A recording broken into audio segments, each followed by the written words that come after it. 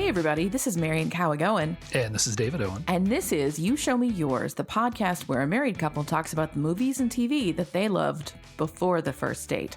And today, I was made to watch Lethal Weapon. Yeah. Yes, Lethal Weapon, of course, the 1987 Dick Donner flick, which started a franchise, which apparently is about to get another entry. Oh, really? Even though Richard John Donner just died. I didn't know that with the original characters. So it seems. I mean, I've only seen a few little things here and there about it, but it seems like they're gearing up for something. And of course, there's also a television show with Damon Wayans and somebody in it, which I never watched, but I heard is good. Yeah. Okay. But Lethal Weapon. Okay. This was not at all what I expected. What did you expect? I was expecting... Well, I knew it was a buddy cop movie. I was expecting it to be way more laughs than there actually were, and this was pretty dark. So you got to wait for Joe Pesci for the laughs. Okay. So I think it's a second movie. He comes in as a minor character, or that then becomes a reoccurring character for the next two movies. There's four of these movies. He comes in and he then becomes a reoccurring character, and this thing goes all over the place as it gets legs. Okay. What about this movie made people say, we want more of that, but with more jokes? Well, I think I would say what made them want more jokes was Die Hard, which comes out in 1988, the very next year. Okay. Lethal Weapon and Die Hard, both produced by Joel Silver, who also produced like The Matrix and 1,000, like almost literally, it feels like 1,000 other movies. So I think that was just the direction it was going. So by the time the sequel came out, whenever that was, 88, 80, or 89, 90, whenever that was, that was just the thing. Like action movies had a little bit more comedy in them at that point. Yeah, someone can fire a gun and joke in the same breath. Right. That's welcome to the party, pal. That kind of stuff. Yes, that now that you mention it, that is kind of what I was expecting. Whereas this now is like super dark and a little funny, and super dark and a little funny, and it's not blended very well. The first Die Hard, or the first Lethal Weapon is not like the first Die Hard.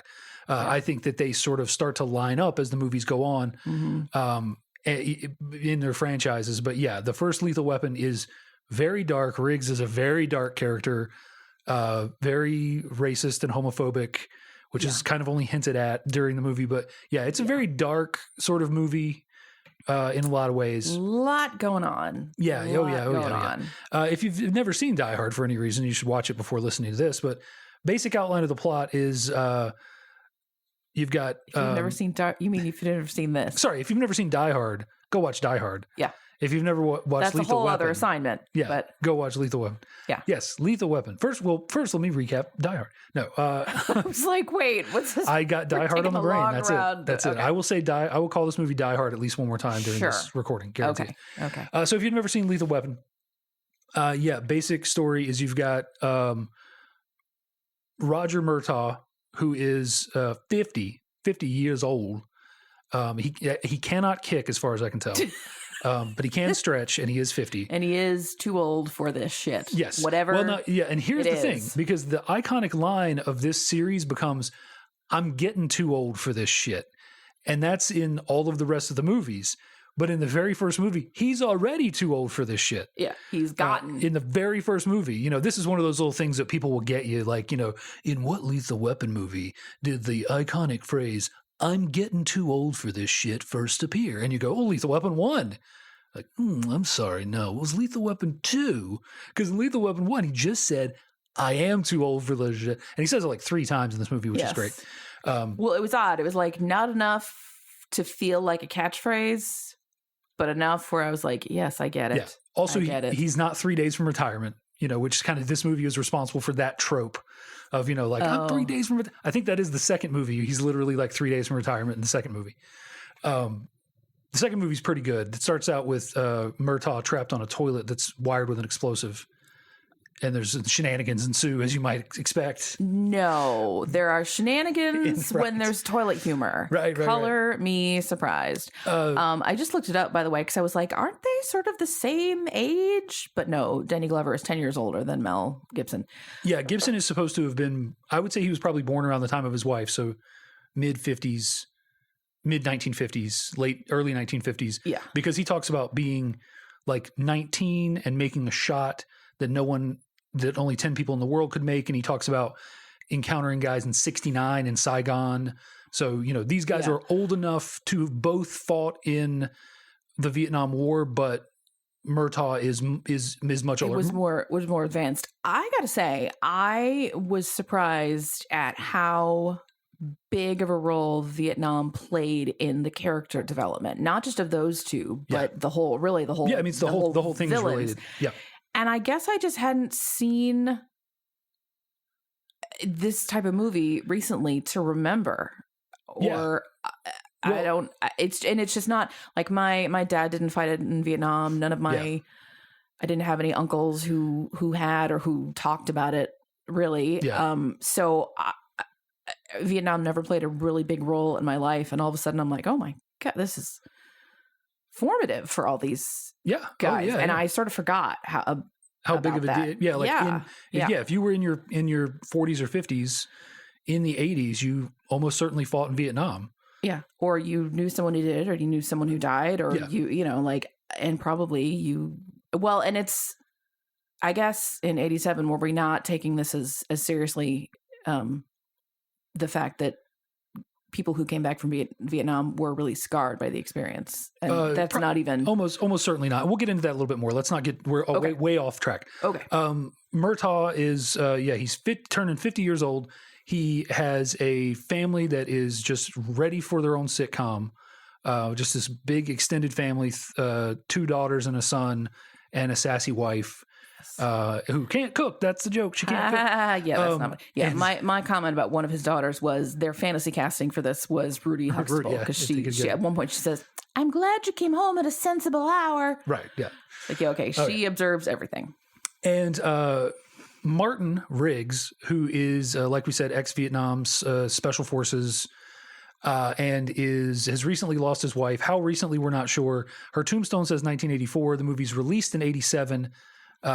I know there was some production length time stuff, so I'm thinking the movie's supposed to be set a little closer to 84, especially because there's a point in the movie where a pornographic videotape, as they say in the movie, is shown along with a yearbook that confirms that the girl in it was a senior in high school in 1983. Yeah. So if we are in 1984... That makes more sense. Then that makes more sense that she's potentially at or right at underage in that movie, which I felt was kind of like the vibe you were supposed to get.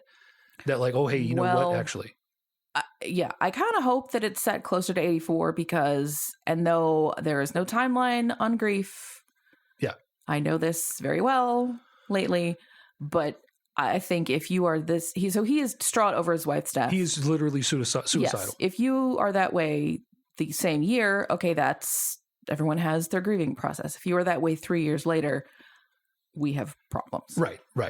So anyway, the lady from the videotape ends up taking some bad drugs and jumping off of a balcony. This turns out to be a friend of Murtaugh's from his Vietnam days. Murtaugh gets a new partner. Oh, surprise, surprise! It's Riggs, who has this reputation for being unstable because he's literally suicidal, and some people think he's faking it to try to get a pension. He's kind of looking for suicide by work, basically. Kind of, yeah. He's very, and that's why no one wants to be his partner, because if this guy is suicidal, then he's going to do crazy things to get himself killed, and I'll be collateral damage. And then they start to slowly uncover a plot and foil it. That's about drugs in Vietnam. Yeah. And people who sell drugs from Vietnam or whatever. Are the drugs from Vietnam? No, I don't think so. Okay. No, the story they tell is that they were intercepting the Special Forces group, the Shadow Company, that this general as well as the friend of Murtaugh who was played by Tom Atkins, by the way. Hello, mustache. Yes. Once you said it, I recognized him. But They say that they were intercepting it in Vietnam. That was they were CIA operatives that were, and then they kind of got contacts because they were intercepting the drugs for the Viet Cong who were using it to fund their war. And that's how they got all their contacts. Then they say, a few years ago, we all met up again and we still had these contacts. So we just decided to start a giant heroin importation business. As you do. So now all these ex-CIA guys are, along with some mercenaries, are importing copious amounts of heroin twice a year into the port of LA, I suppose. I like that. Only twice a year. Twice a year. That's all you need. It's a part-time gig, really. Yeah, you want to get heroin is big in the fall. And really big in the spring. So you're really you're bringing a big shipment in the fall. Well, it's just like oysters. They say don't eat them in months that don't end in R. Heroin. Don't. Yeah, if it's hot, don't use heroin. Don't do it. Don't do it. Everybody knows this. Heroin, it's a Christmas time drug. Right. Christmas time drug. Heroin and citrus go really well together. Yep. Anyway, okay. So and then there's a lot of stuff goes on in this movie. There's a lot of people in this movie. Murtaugh is played by Danny Glover. Riggs is played by a very early career Mel Gibson. So early that I think he hadn't lost his accent. No. There were some times when you could definitely hear some Australian in there. Yeah, I don't think he was trying to hide it. It's not like if you ever watched the cut of the original Mad Max, because in the original theatrical release of Mad Max, they dubbed him because he was too Australian. But since then, there are versions of it where they have the original dialogue because you can get that from Australia and whatever. Mm-hmm. So a lot of people, and he's not like super Australian. Not. No, I'm talking about in Mad Max. Okay. With his original accent. I don't know why anyone would hear his accent and think, Americans aren't going to be able to understand this. Yeah. But no, he's got a little bit of an accent. Something's there. Like you could mistake it for English or Scottish or Australian or New Zealand or something. I think if I didn't know, I wouldn't have noticed it. Mm-hmm. But I did know to listen for it, and I heard it. So, but yeah, very early career and early life because some aspects of his personality had not yet revealed themselves, but they're here hiding in plain sight. Oh, certainly. Yeah. And when we talked about The Paper many moons ago, we talked about how Randy Quaid was still hinged in his role, had not yet become unhinged, but there were signs publicly if you could see them, and this is the same. Yeah. And speaking of unhinged, we got Gary Busey. Boy. Who was already unhinged at this point. Yes. Both on and off screen. Well, early in the movie, I was like, he's kind of restrained. This is going to be a quiet part for Mr. Busey. No, not so much. No. And then we've got Greg's dad. Yeah. Is in it. He plays the general. Who was also in my favorite episode of The West Wing, The Supremes. He plays a senator who gets drunk, and it's delightful. Nice. We're talking about actor. I don't know his name. Mitchell Ryan. Yeah, we had to look it up. Yeah, we did. He played in Dharma and Greg. He was Greg's dad. Yeah, he was one of those go-to guys in the 80s. Like, we need a straight-laced white guy who reads as rich. You know the face, and that's him. Yeah. Oh yeah. And then like I said, we've got the Murtaugh family along with Tom Atkins in this movie, and a bunch of other people that you may or may not have seen, like character actors that are definitely in a lot of other stuff. Including the character who is, I believe her character goes on to be named Stephanie Woods, but in this movie, and I think the second movie, she is only referred to as psychologist or police psychiatrist or psychologist. Yeah. And she's basically the one that's like trying to tell people like, hey, take this thing with Riggs seriously. He really is he really is unstable. And she is in all of the rest of the movies, and I think even becomes a love interest for Riggs. Oh gosh. I want to say they do it in his camper in the second movie. Oh, okay. Maybe because the third. So that answers the question, because at the end of this, the message seemed to be, he's healed now. So he goes back to being unstable. At the beginning of every other movie. I don't know. I think what you find out is that some of that was just his personality. Oh, great. He's just a kind of a crazy, like he wasn't, well, like when he, so there's a point in this movie where they've just been introduced, Riggs and Murtaugh, as partners, and there's a potential jumper on a building downtown LA. Mm-hmm. So they go, and Riggs is like, oh yeah, I've been I've been trained in this, done it before. And he goes up and he handcuffs himself to the guy and jumps off the building with him into a safety mat, a safety balloon or whatever. And he's like, what do you want? I got the guy down. I controlled the fall by handcuffing myself to him. Like, I saved the guy. You find out stuff like that was not him trying to die. Like, that was actually just his personality. Oh, boy. He's just a loose cannon. He's just a wacky guy. And so, now once cured of the desire for suicide by job, he is now just still slightly dangerous, slightly unhinged, slightly unstable, but also not trying to kill himself. Oh, good times.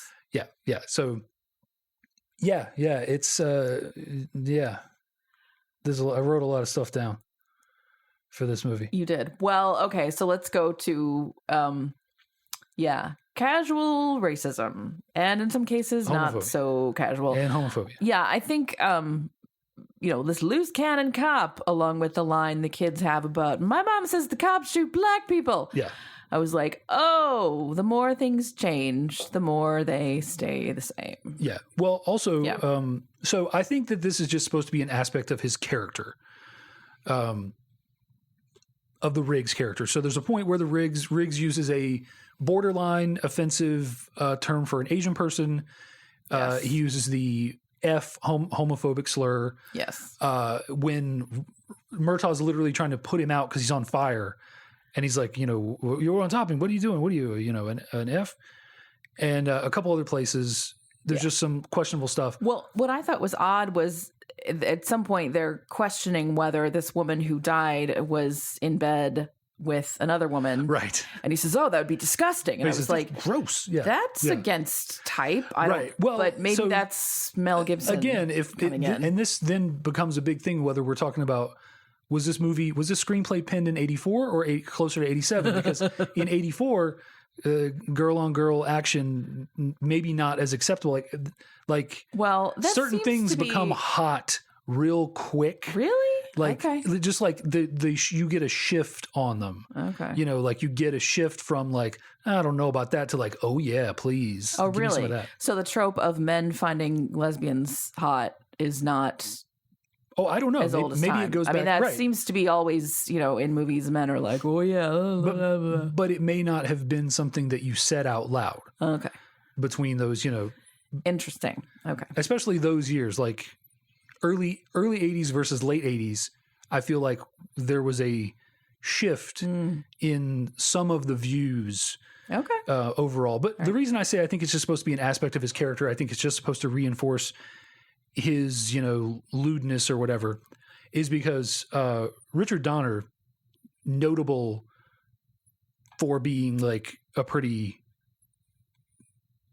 decent guy when it comes to that sort of stuff. Okay. In fact, there are a couple different times where you can see end apartheid stickers. I did notice that. And that was like a big deal. Like he included that in a lot of his projects when apartheid was still a thing.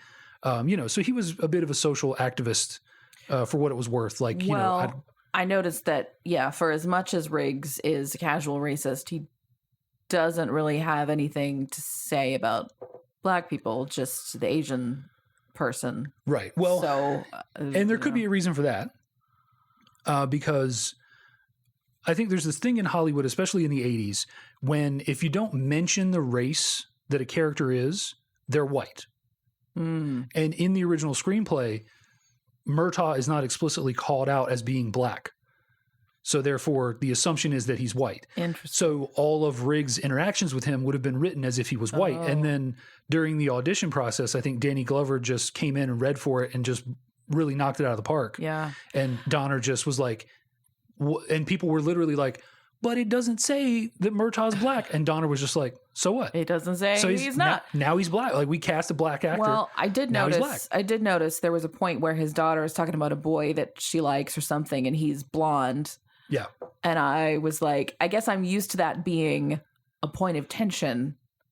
Yeah. A black girl has a white boyfriend, and it was just not. So that makes more sense. Also, I'm not saying that this is that Murtaugh being black is some kind of like big point of progress, because they literally just made the family black and changed very little about them. Yeah. They are still living this suburban life, pushing towards this white suburban dream of having a boat and a nice house and 2 cars and all these things. Like they didn't use this opportunity to make, like, other than having an end apartheid sticker and just, there's one scene where they like beatbox and do a rap, do like a bad rap. Like, other than that, you know, it's not like they went in and changed this character to make his race meaningful and use it as a way to say, like, you know, they didn't use it to create more like conflict or so on the one hand is good, but also on the one hand is bad. Like, they literally just, I feel like that would have been done very ham-fistedly. Right. If they had exactly. tried to do that. So it's good that they didn't, but I'm just saying, like, they didn't take this opportunity to go, oh,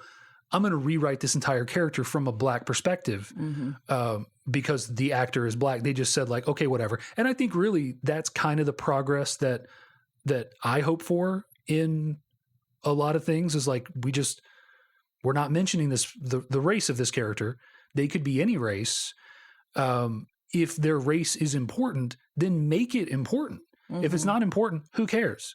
You know, if they're Native American heritage or Black heritage or Latino or Asian heritage, or even a specific kind of white, Irish, you know, whatever, you know, if that is important to the character, make it important to the character. If it's not, all right, you know, we're not telling a story about the race of the Murtaugh family.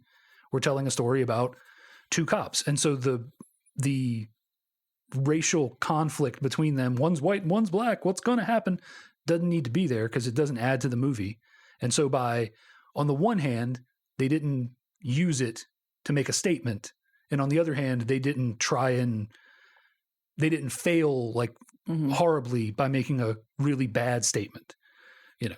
Yeah, I can see how that could have gone really. Yeah. And I think there are other examples of movies in the, sometimes purposefully, like if you're looking at something like a Rush Hour, where like, hey, we'll put an African American and an Asian together and they're going to have culture shock, you know, culture clash. Yeah, great. That's the point of the movie. This was not the point of the movie. Like really more of the culture clash for Riggs is like a real family. Yeah. Like a mom and a dad and kids and a suburban house. Like that's the culture shock for him. And I think that's the good thing to explore, putting him in that fish out of water kind of thing and not having an awkward scene where, you know, they're eating something that he is like, what is this? And like, it could have just been horrible. I think they're eating food that doesn't come out of a can because he seems like, he eats beef stew cold while standing over the sink. Yeah. Oh yeah. And I also think it's just like, if you're 20 years old now, or even 30 years old now, you don't know what it was like. Like in the 80s, people were just racist and homophobic and nobody batted an eye at it in a lot of places. Like the places I grew up, nobody batted an eye at it. Like, you know, you can talk about dog whistles and stuff. Like there wasn't a dog whistle. Like you just said the thing you meant. Yeah. You know, so and a lot of times people said that kind of stuff and they weren't even being malicious. Like they were just raised that the word for that person is this slur. Yeah. And they not going to say they didn't know any better, so it's not their fault. It's still, you know, educate yourself. But it was kind of a thing that snapped me back to reality. Like, oh, right. Yeah. People in like 1985 talked like this. They didn't think anything about calling an Asian, you know, this or that. They just said it and it, you know, that was just it, or calling a gay person this or that. Like they just said it and that was just built into the culture. And it's crazy to think back about that, especially if you can see some of the progress that we've made today. Well, maybe there's progress. I don't know. Sometimes I wonder.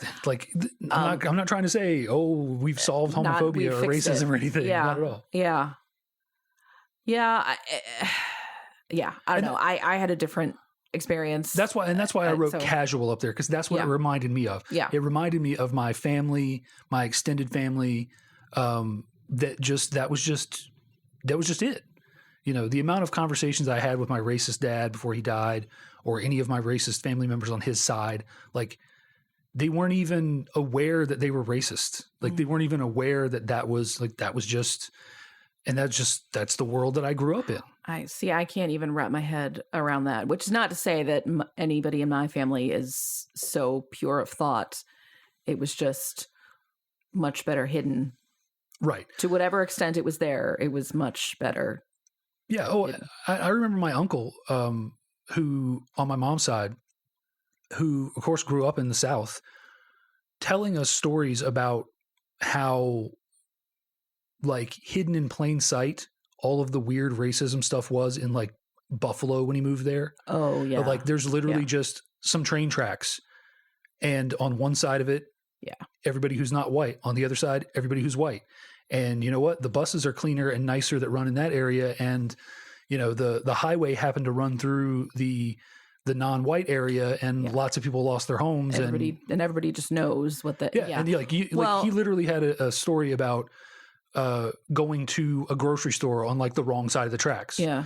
And even the people who were there being like, what are you doing here? Yeah. Like, why are you here? Well, yeah, people always, so I did not grow up in the South. I am from the Midwest. And people will say things like, oh, they're just as racist in the North. And I'm like, yeah? Do you think this is a secret? Yeah, right. Like, yes. It's different. It's still there. Yeah. It's different, but it's still You're there. You're not telling me something I don't know. Yeah. It's just because of the history of the South, it's so much more upfront. Yes. And because people think, and growing up as a white male in the South, I can tell you this is extremely commonplace. People assume when they're with all white people, they're with a group of racists and will say the worst possible stuff that they would never say in mixed company. Yeah, I think that's, and we were talking about this kind of thing earlier today in a different context. I think it's like they just refer to something with the tip of the iceberg, and then there's all this other stuff that is just understood. Right. Everybody like, nods. They don't have to be explicit with the racism because everybody understands the context, and you make one comment and everybody chuckles because they know the rest. Like, of the I know what you mean by that. Yeah. Yeah. Okay, we got way off track. Yeah, we did. We seem to be doing this a lot. Well, let's bring it back on track. Okay. Yeah. Some slow jams.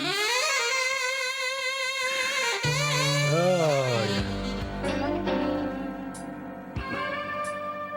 This is extremely 1987. Yeah. Oh, yeah. So this is actually Eric Clapton. Oh, I did see him in the credits.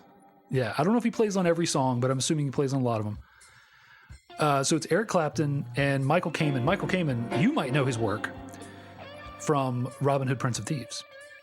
He worked with Bryan Adams on all of the songs on the song. Interesting. That's what. Well, I was thinking same dialect coach. Maybe Kevin Costner and Mel Gibson had the same one. The music in this is great. It is just all this, like, I was looking through the soundtrack, and like, if there are 10 songs on the soundtrack, 5 or 6 of them start with saxophone stings. It's great.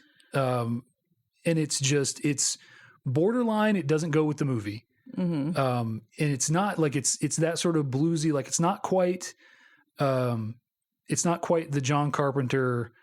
What do we call it? I don't remember. What is it? Hobo rock, what was it? Yeah, Drifter. Yeah. Drifter music. It's not quite drifter music, of that a little bit. It reminds me of it a lot. It just screams 80s to me. Like, I hear it and I want to put on some neon print, some garish print, and like put lightning bolts on things and drink a Zima. Yeah. Oh yeah. And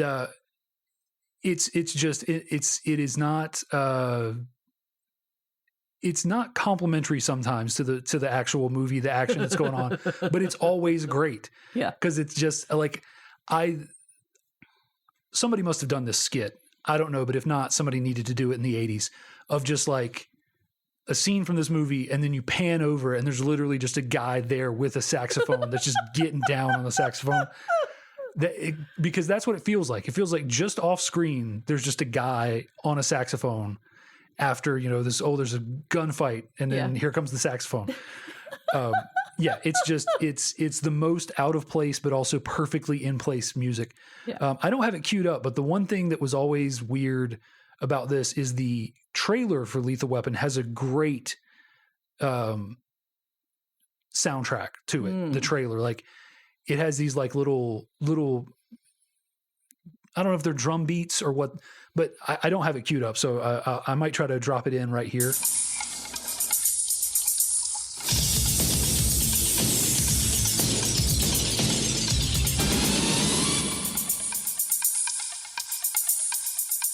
but if I didn't, go seek it out.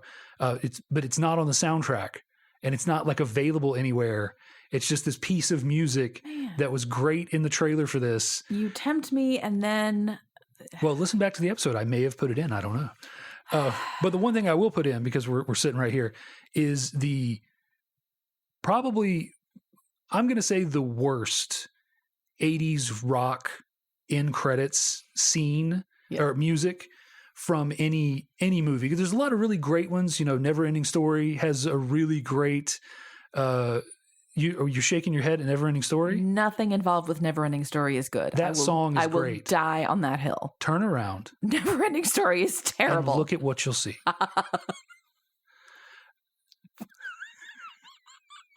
I forgot the rest of the song.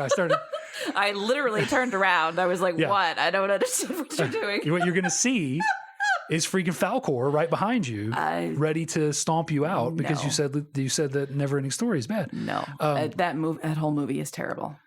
Bastian can suck it. I didn't even care when the horse died. What's the date today? This is 27th? Yes.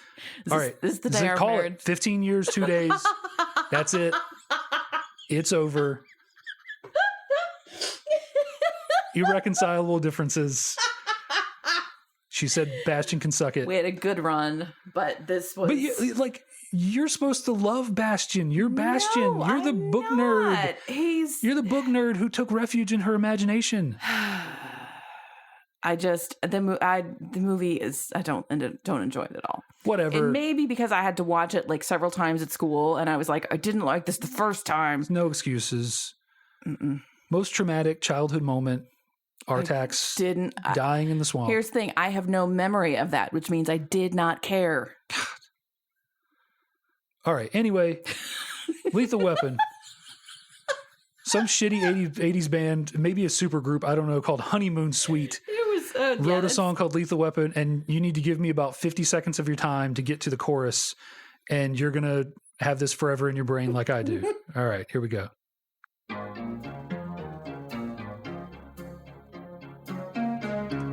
It starts out really promising. I like that. Not to go with this movie, though. Losing your love. It sounds like a rom-com. Oh, yeah. Which this is not. No, it really sounds like a parody song. When it tears you apart, your heart and soul just can't go on. This is like the montage over the post-breakup scene in the rom-com. Yeah. Oh, yeah. Set you free when it's gone. All right, we're coming up. Plain to see. How even love can become lethal weapon. A lethal weapon. What does that even mean? When you lose control. He's telling you. Is this like a commentary on Riggs' mental health? And oh, totally. Yeah. No, they misunderstood the assignment, to use 2021 parlance. That's somebody. No bueno. Yeah, like. But this was, in fairness to them, this was the time when every movie just had to have a song at the end of it. Yeah. What was the one? Howard the Duck has the amazing song. Yes. I forget. There's another one we have that's really great. It had like a super group. Oh man, I can't remember. It was like the Power Zone or the Powerhouse or something. Oh man, I can't remember it. But yeah, this was you just had to have this at the time. You just had to have a rockin' ballad / like upbeat song to end on. It was required. So yeah, they really dropped the ball. Honeymoon Suite. Thumbs down. Dropped the ball. Down. Like a great song, just not for this movie. I mean, much like most of the soundtrack, honestly. I would take issue with a great song, but he's got that, like it's not a good quality. Like you got a few guys like Stan Bush was a big one. And Kenny Loggins, they have that kind of softer voice, and then they can go into like a little bit of grit. It does. Like he's got that going. It does sound like Kenny Loggins, actually. I feel like at some point does it talk about the danger zone? And maybe this is Loggins. I don't know. Kenny was busy, so I don't know. I could have done more research, but I didn't. So So let's keep it a little more lighthearted as we go through here after our discussions of homophobia and racism and all these other things. The thing you wanted to discuss, I wrote Christmas adjacent, and that's what I've said about this movie. It's Christmas adjacent. Yeah. This is. And what was your question? Adjacent is a very strong word. Sure. I feel during like Christmas. This is similar to Last Holiday, and you may think Christmas plays a big role. It does not. Well, and that's why I would say Christmas adjacent. Now, I would say Christmas tangential. I put this movie in the same place that I put Die Hard. These are Christmas adjacent movies. Millennials can debate me all day long. Don't look at me. I'm looking at you because our setup makes me look at you. I'm not, I don't know. I'm looking at you because I'm forced to. Die Hard's not a Christmas movie. It has one gag in it that's related to Christmas. Ho, ho, ho, now I have a machine gun. And he goes to the location because it's Christmas. You can easily rewrite either one of those things, and it is okay. But there's not even a Christmas movie. Less. So this movie adjacent here. Right. That's what I'm saying. That's what it makes a Christmas adjacent. It's happening during Christmas. There is a shootout at a Christmas tree lot. There is a gag where they put a note on the Christmas tree, which is again equivalent to ho ho ho, now I have a machine gun. Uh-huh. They put a note on the Christmas tree for Mr. Joshua, the Gary Busey character, when he comes basically to try to finish the job. At the end of the movie, he's the last one left, and he thinks in his evil brain, well, I'm going to go to the Murtaugh house and kill the Murtaugh family. And when he gets there, they're already there, Riggs and Murtaugh, and they've left a little note that says, sorry, bad guys, only good guys here or whatever. I was really hoping, by the way, that Mrs. Murtaugh would finish him off. Would get a moment, yeah. Yes. And then, I'm never going to complain about your cooking again. Yeah. Or something. Because, But yeah, I mean, I say Christmas adjacent, the theming is not really there. I've heard some people say theme-wise, redemption for, and family. These are themes that are present in the movie. Again, I'm not buying that for it becoming a Christmas movie. Same as I don't buy it for Die Hard, because there's a redemption arc and there's family in it. I don't buy it. I mean, my litmus test is how affected is the movie if you set it any other time? The one that's on the border is Gremlins. Gremlins benefits from its setting, being set at Christmas. It benefits from wintertime. It benefits that you lose the Santa Claus story in the chimney. You lose the dead dad in the chimney. Like you lose the gag where it pops out of the gremlin pops out of the tree. Like you lose a lot of gags. It would be potentially a worse movie if not set at Christmas. Some of those gags are irreplaceable without it. So you'd have to change them. This movie, Die Hard, they don't significantly change the movie at all to remove Christmas from it. That's why I put them as Christmas adjacent, because they take place at Christmas. And that's it. Thank you for coming to my TED Talk. Okay. On what is and isn't what's a Christmas movie versus a Christmas adjacent movie. Can we move on to more important topics? Yes, I know which one you're moving on to. Yes, you do. At the end of our last episode, when you told me we were doing this, somehow we got into a longest discussion about Mel Gibson's butt. Yes. And I said, do I get to see it? And I think you said, yes, you do. And I got to say, not a butt gal, but that's a nice one. Yeah, he's a nice little handful. Yeah, there. He's in peak physical condition. Yeah. For this is the best shape he's going to be in, I think, for his whole career. Yeah. He's very toned. Yes. He's cut. If you are a butt lady, yeah. This is for you. I got to say, like, of all the parts on men that just make me swoon, the butt is not. Not usually. No. Yeah. But it's a nice one. So for your butt connoisseurs. Yeah, it's good. It's a long butt exposure too. Yeah. Like he walks across a room. Yeah. For sure with it. And he's got like a nice tan line. Yeah. So you can see like he's been out in his Speedo on the beach.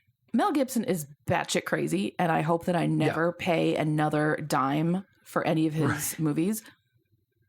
But he is a very attractive man. Sure, yeah. No, this is peak Gibson mullet. It's the stylish mullet.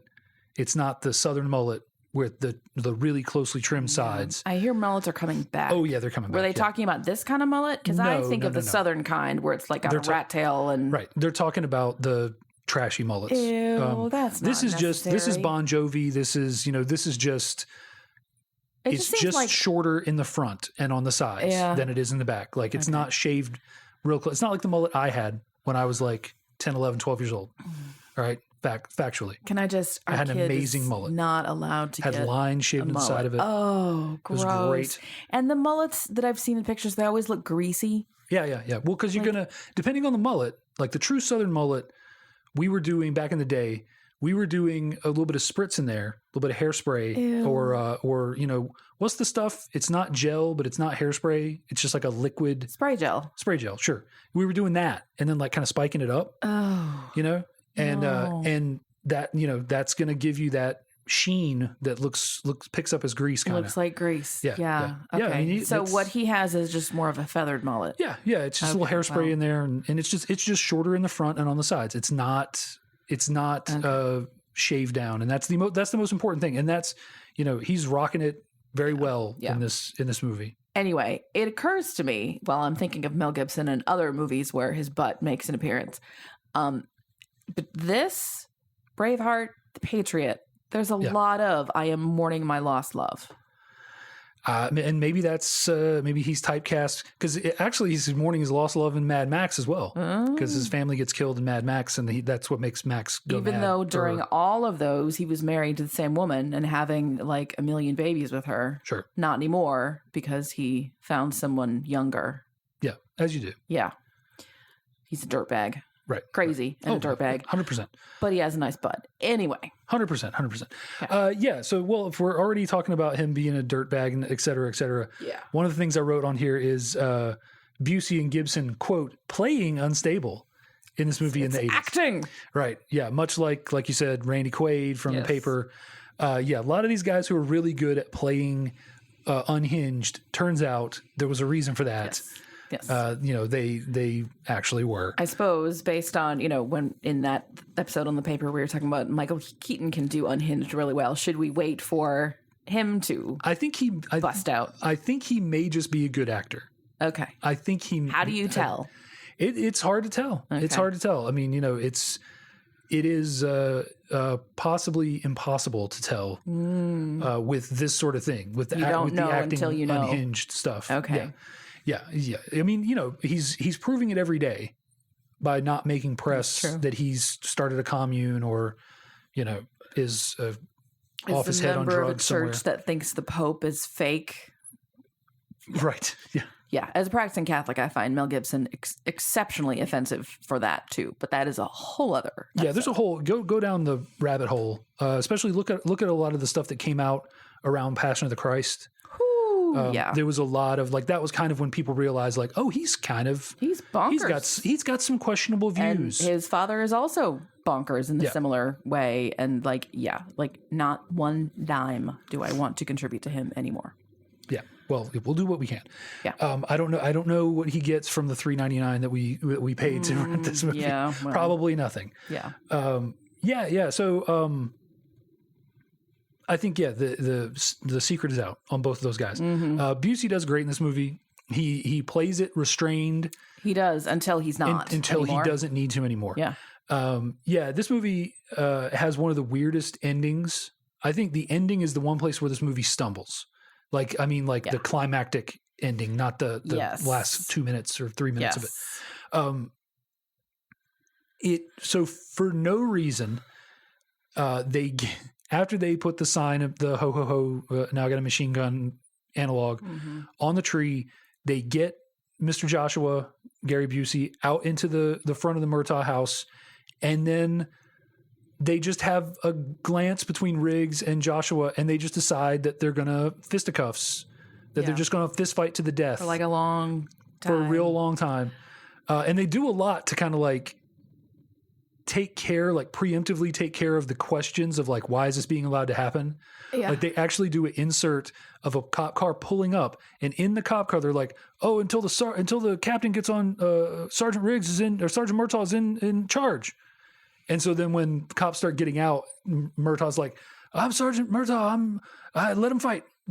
Like, they go to a whole lot of pains to let these two guys fist fight. Why he thinks this is a good idea, I don't know. Right. Well, right. Exactly. And I mean, I get it. Like, you can, sure, he's fighting his demons. Riggs has to overcome. He also has to learn. He has an opportunity to kill Joshua. And he's been the guy the whole time who's like, shoot him in the head. And Murtaugh has been the wound him and take him in guy. And he's got to come around to that. And like, there are aspects of character growth that are happening during this fight. But this fight could be like, number one, it could have been more organic. They could have actually just had a fight before cops got there. Like they had to go through all this stuff where like they've got him dead to rights and they could handcuff him.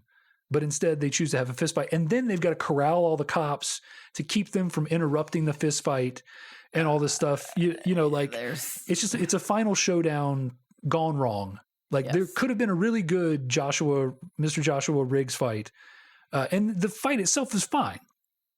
It's funny because now that MMA is a thing, watching this now, I can see that like Gibson is really fighting like he's really fighting like a grounded like Brazilian jiu-jitsu kind of like. Well, yeah, you talk about him being fit. Like there's several points where he's doing. Oh yeah, yeah. He's very skilled. He's doing the stunts. He's doing a lot of this. A lot of the stuff, and at he's least actually once crushes someone to death with his thighs. Yeah. Which is an odd thing given the homophobic jokes. I was like, you object to someone patting your flames out, but this is fine. Okay, sure. Well, because he's fighting, because the machismo is flowing through his body. Like, there's nothing gay about, like I said, there's nothing gay about ground and pound, Marian. Come on, you just take them down and you pound them until they stop moving. You see lists sometimes of like all the things that straight men have said. Am I gay if I do this? Right. Like, am I gay if I hug my dad? Right. Like, hey fellas, is loving your dad gay? Yeah. Riggs strikes me as a person who, would worry about all those things. Yeah, he's looking at that list. Yeah. He ends it with a triangle choke, which is like a real Brazilian jiu-jitsu. Well, it's a real move. I say Brazilian jiu-jitsu because it's what everything seems to be. But it's a real submission move. Like you trap their arm and their head with your legs in like a figure four shape, and you hold them there until they pass out. And that's basically what he does to Mr. Joshua to like end the fight. Yes. And then they have him handcuffed. But they're trying to handcuff him. Joshua will not go down without regular fight. Cops. Grabs the cop's gun, and then Riggs shoots him dead.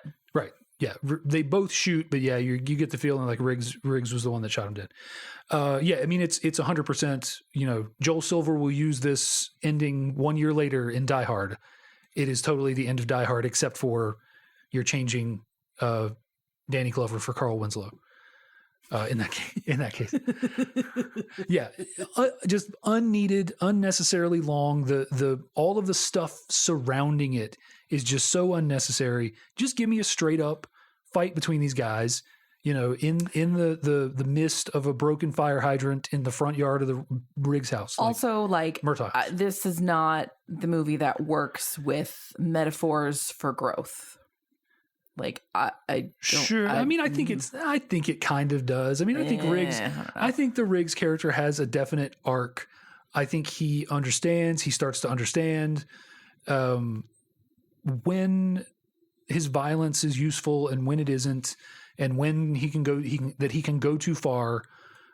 He's a caged beast that when you need him to unleash, like he unleashes. Like there's a scene where they're captured and he's being tortured and he escapes and goes into the other room where Murtaugh is and just like murks 5 guys with no, without, he walks in with his bare hands, actually walks in carrying the guy he choked to death with his thighs. Yeah. And then just tosses him on another guy and then just goes around the room and you totally believe it. Like he's just this sort of animal. He goes into this place where he's just like this killing machine. Yeah. And I think he's learning because he doesn't kill Mr. Joshua, like he's learning when is it appropriate. Like he's a cop. Like it's not just all killing people. Okay, so what I take away from this is serving in combat does a number on you, folks. Yeah, I mean, support healthcare, especially mental health care for veterans. Yeah, there's like four to six people in this movie that were in Vietnam, and exactly one of them is well adjusted, and that's Murtaugh. Yeah. Even, the Tom Atkins character he's using his button-down bank job as a front for selling heroin.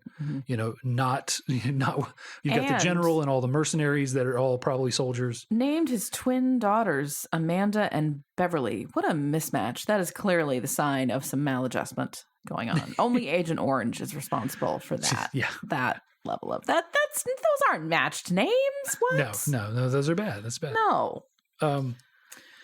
Yeah, that ending, it could be streamlined, I think. Yeah, I have a lot of notes about this movie. Like, were I a studio person, I would be like, we have some things to work through. But this is 25. Yes. 30. Yes, man, not even more than 30. Good Lord. Yes, 33 years. 34. A lot. Long time later. I'll pass your notes on to Shane Black, who was the writer of this movie. That's an interesting thing. Like, you see Shane Black's name pop up a lot. He was in Predator. He wrote this.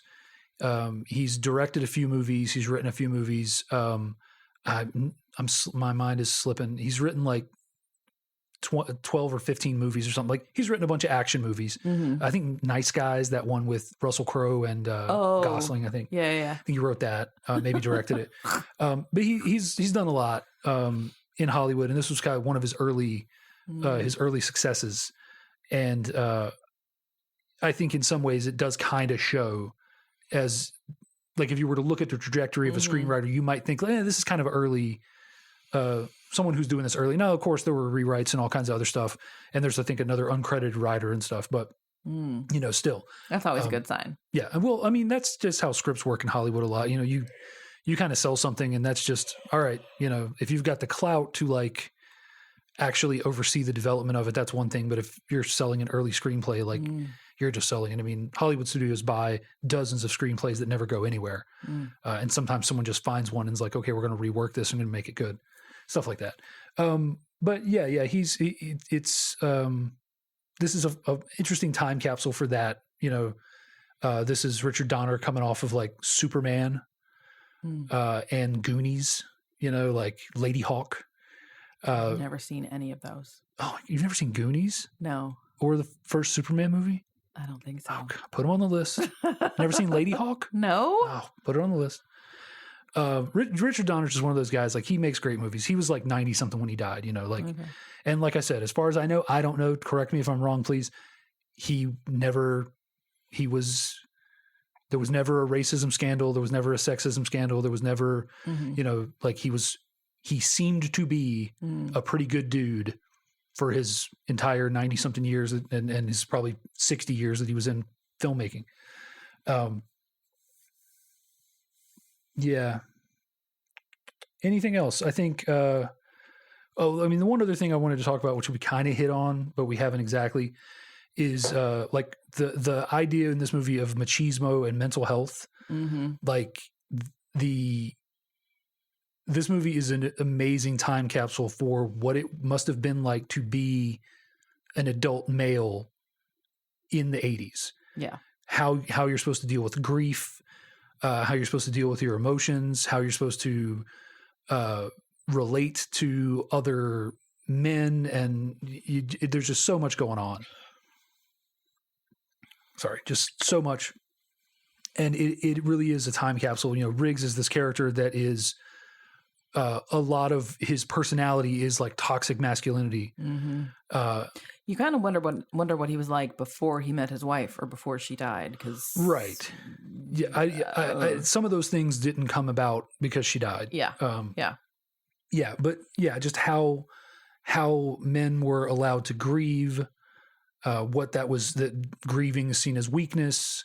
His boss at the police chief or whoever it is, just thinks he's trying to scam him. Mm-hmm. You know, that the idea that someone could be so distraught from the death of their wife that they'd be legitimately suicidal. Well, and they refer to it as, don't they, as a psycho pension? pension, I'm like, yeah. oh, Yeah, that's Like, ouch. all of That's this stuff- something you don't hear now. You know, even the psychiatrist character who's trying to say, like, this could be serious, like, you get the idea that, you know, no one's taking her seriously. None of these men who are, she's going to, are taking her seriously. That's probably not a coincidence that she's a woman and the men are not listening to her. Right. It seems, And but the one thing that's interesting in the movie is as Riggs and Murtaugh start to bond, Riggs is able to kind of come clean about what's been going on in his life in a way that he wouldn't have to the psychiatrist and he wouldn't have to a lot of other men in his life. And it's kind of, it starts their building of the trust between them. There's a point after he jumps off the building where Murtaugh, he jumps off the building with the jumper, handcuffs himself to him.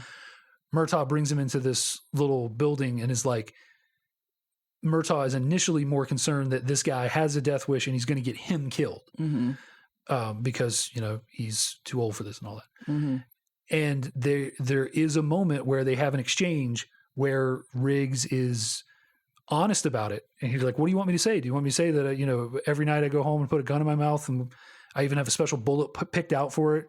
You know, it's hollow point, so it'll make sure to do the job. And then they have this really tense moment where Murtaugh is basically like, he's giving the sort of hard, like tough love man response of like, all right, pussy, do it then. And he gives him his gun and he's really going to do it. In fact, Murtaugh literally intercepts the hammer with his hand. He sticks his finger in between the hammer and the bullet in his revolver. And I think after that point, their bond starts to build, that he realizes that Riggs is in a really bad place. And I do think it's like you said, what was he like before his wife died? I think, like he was a 19-year-old sniper who was assassinating people in Saigon. And was turned into an elite special forces killing machine by the U.S. government or whatever. Wow. So probably wasn't very, very well. Well, balanced. sometimes, you figure out a tenuous balance, and then something happens, and it knocks you off your balance. Well, and we did see him early in the movie. He's just sitting, looking at a picture of his wife, and actually like sobbing. Yeah. So there is some. I mean, he's not quite so closed off that he can't grieve. But he's 100% in private when he's doing that. Right. I think that's the significant thing. Yeah. Right. That he knows that he can't do that in front of people because they'll perceive it as weakness, that he can't really admit it to anybody except for maybe this one psychiatrist who's really not going to take it, who no one is going to take seriously, even if she takes it seriously. And there's an exchange that Riggs and Murtaugh have where he says, basically paraphrasing, you know, either I really am crazy and I want to die, in which case you're fucked as my partner, or I'm not crazy and I just want the pension, in which case no one wants to work with me because I'm fucked. You know, like he's kind of expressing this, what a lot of men must have felt, you know, and probably still do, that they can't, like, if he says what he's really feeling, then that's a problem. And if he covers it up, then that's a problem. That it's a no-win situation. It's the catch-22 updated for grief. Yeah. Yeah. And I just think it's a surprisingly, as a man, like you may not see this as a woman, but as a man, it's a surprisingly well-crafted critique of machismo and mental health and how men are or are not allowed to grieve, what's acceptable. Like I say, the fact that he has to express his real emotions behind closed doors. And because he can't express his grief in a healthy way, he ends up at the door of suicide. It's risky behavior and Right. Exactly. And you know, so there are moments in this movie that go a little bit, I think, deeper in interesting ways, and in a lot of ways are a time capsule, because I was raised with that sort of toxic, negative masculinity and had to do a lot to overcome it and exercise it out of my system. And it's a constant process. Nobody was more toxic masculinity than my dad was. So getting through that and seeing some of that and hoping that our son won't have to deprogram a lot of that. I think we go a long way towards making sure that that he doesn't have to. Yeah. And it's something that on previous viewings of this movie, I wouldn't have been in a position to pick up on. And I think it's just interesting, one of those things. Yeah. I have been thinking a lot about grief lately for reasons. I think, the ability to cry and express grief in private to yourself it's not nothing, but that's not where healing happens. I think being able to say it to somebody else is where you really need to be. And whoever that is, I mean, that's a professional, it's a family member, it's a friend, it's a complete stranger, like who knows? But if you cannot let it out of your own 1 square foot of real estate, it's going to fester. So yeah, and getting it out, it helps other people who might be going through it understand that they're not alone. Like when you say like, "Hey, I went through this," other people are like, "Oh, hey, I'm kind of going through that now." Like, and that's either they made it through it or they're working through it. Getting it out there and making it more known that there are answers to these problems, but most of the time it's near impossible to find them if you're the only one looking for them. Yeah. Just by yourself in isolation. Yeah. Or at the very least, if you tell people what you're feeling, they know what you're feeling. Right. Yeah. If nothing else. They either can give you the help that you need or they just sit with you, which is not nothing either. Yeah, for sure. I don't know how much there is left to talk about. I feel like we wrung every bit of everything out of this. Yeah. I think I made the comment. I don't know if I made it since then or not, but the Murtaugh family is like prime for their own sitcom. I think I said that in the beginning. Yes. Yeah. I think that's one of the things, like, I'm surprised that there wasn't somebody trying to do that, spin that off, at least after like the second or third movie. Yeah. Cause they made a series out of Harry and the Hendersons. Like, come on. I can't get, the Murtaugh house or something. I wonder, was Family Matters supposed to loosely based to do that? Yeah. Cause you've got, a cop, the daughter who's got crushes on everybody. And you got this, son didn't do very much. And then you got the wisecracking kid. Yep. Yep. Except she goes upstairs at one point and is never seen again. Yeah, no. So, just add Urkel and there you go. Right. Perfect. Riggs is the Urkel. Right. There you go. Pulls a pen out of the grenade. Did I do that? Right. Exactly. Oh, goodness. We cracked the code. Great. Yes. Yeah. The only other thing I put up here is before we end up, I've read in interviews with Richard Donner that he never wanted to do a shoot 'em up action movie, because before this, like I said, he had done Goonies, he had done the first Superman movie. So some action in there, some adventure, whatnot, but he never wanted to do like a shoot 'em up cop movie until he read the script for this one, because he felt that the violence was so justified in this movie. What? Right. And watching it now, I'm like, what are you talking about? Like, some of the violence, yes, but he literally has a shootout in a Christmas tree park, a Christmas tree lot, where he just, in like 3 seconds, he murders 3 guys who are only guilty of trying to sell him drugs. Granted, one of them, at least, maybe 2 of them, try to shoot at him. But yeah, like, they're shooting a guy at his daughter's own funeral. Yeah. Like, well, I mean, from the perspective of the characters, that's justified. Sure. But yeah, I always wondered a little bit about that. I might look for some of those interviews and see if I can get any deeper on that. Cause a lot of the violence, especially the quote unquote revenge violence, is certainly justified. Some of it, I think, goes too far in one direction or another, but yeah, I just always thought that was kind of a funny quote. I would like to see what he was comparing it to. Well, I think he was comparing it to like 48 Hours and like other buddy cop movies of the 70s and 80s or other just cop movie like Death Wish, Dirty Harry. These are movies where just like the cop is just indiscriminately killing. Okay. I've never seen any of those either. So yeah, well, you realize that the movies that you haven't seen, yes, that I have seen and have some affection for, outnumber the total amount of movies that you've ever seen in your life.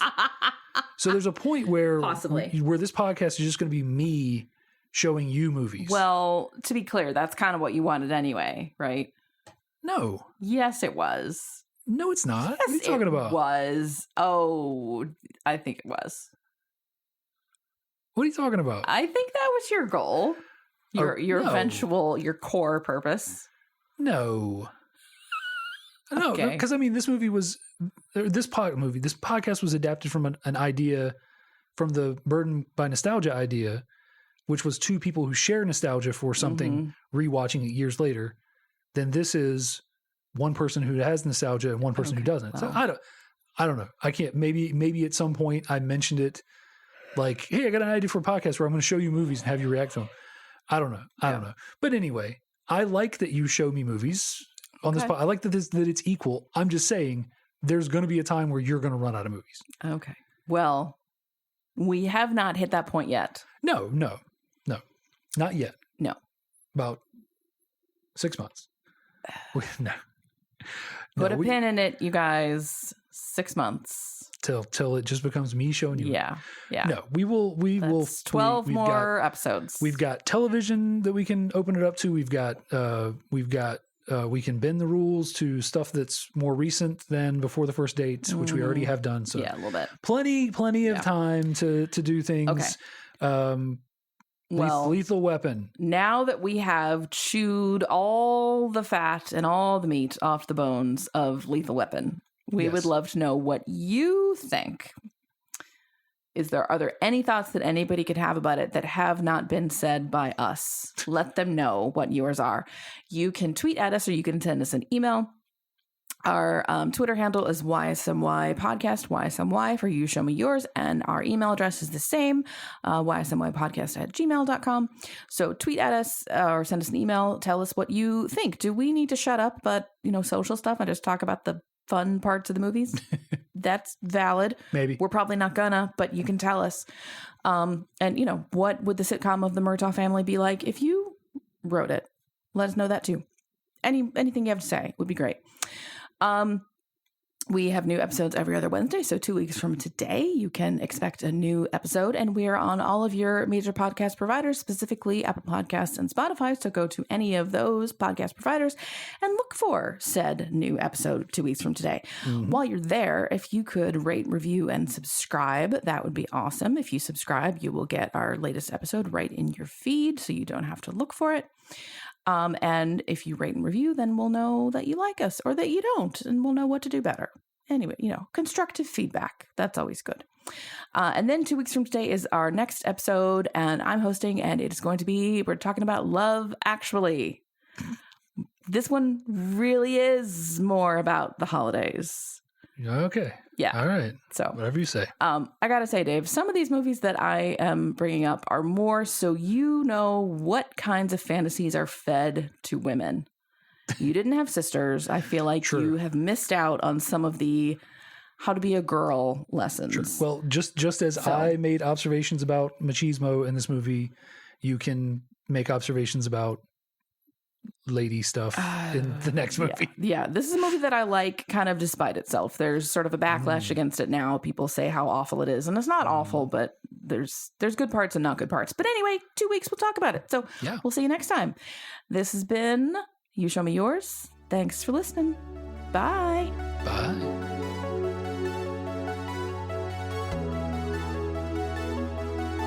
The You Show Me Yours theme song is Uplifting Electronic Indie by Winnie the Moog from filmmusic.io. I was going to do the Lethal Weapon song again at the end, but I decided not to. No, thank you.